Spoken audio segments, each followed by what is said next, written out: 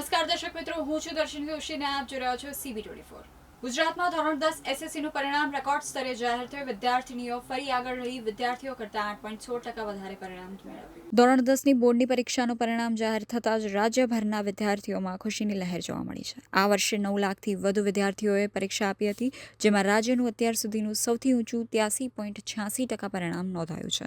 પરિણામમાં આ વર્ષે પણ દીકરીઓએ બાજી મારી છે। અમદાવાદમાં સારા પરિણામને પગલે વિદ્યાર્થીઓ અને વાલીઓએ એકબીજાનું મોઢું મીઠું કરાવી અને ગરબા રમીને હર્ષોલ્લાસ મનાવ્યો હતો।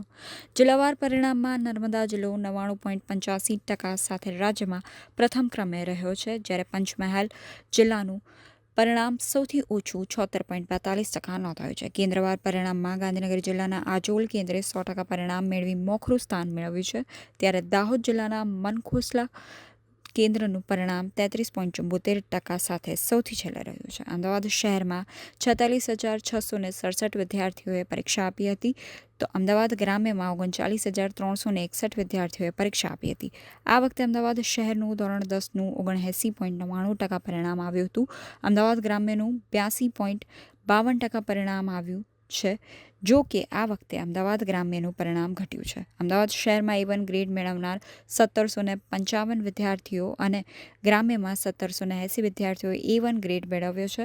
અમદાવાદ શહેરમાં 0% પરિણામ લાવનાર 3 શાળા, 100% પરિણામવાળી 28 શાળા, 30% કરતાં ઓછા પરિણામવાળી 19 શાળા હોવાનું સામે આવ્યું છે। તો અમદાવાદ ગ્રામ્યમાં 0% પરિણામવાળી 1, 100% પરિણામવાળી 66 અને 30% કરતાં ઓછી परिणामवाली 4 शाला છે।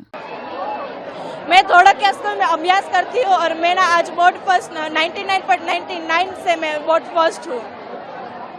और मेरे स्कूल वालों की भी बहुत मेहनत थी और मैं खर्चा के भी 3-4 घंटा मेहनत कर लेती थी, लेकिन जो भी आज मेरा रिजल्ट आया है वो मेरे घर वालों की मेहनत से और स्कूल की मेहनत से ही आया है।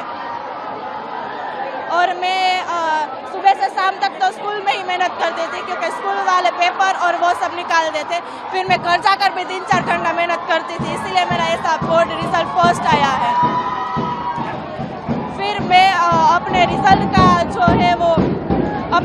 का श्रेय है वो मेरे माता पिता, स्कूल वालों और मेरे दोस्तों को देना चाहूँगी, क्योंकि उन लोगों ने भी मेरे को बहुत सपोर्ट किया है। और आज जो मैं यहाँ पर खड़ी हूँ वो मेरे स्कूल वालों की वजह से, मेरे माता पिता की वजह से खड़ी हूँ। और मैं आज इस जगह पर खड़ी रह पाई क्योंकि मुझ में ऐसी काबिलियत थी कि मैं स्कूल वालों का सपोर्ट करके, स्कूल वालों का सपोर्ट लेके और मैं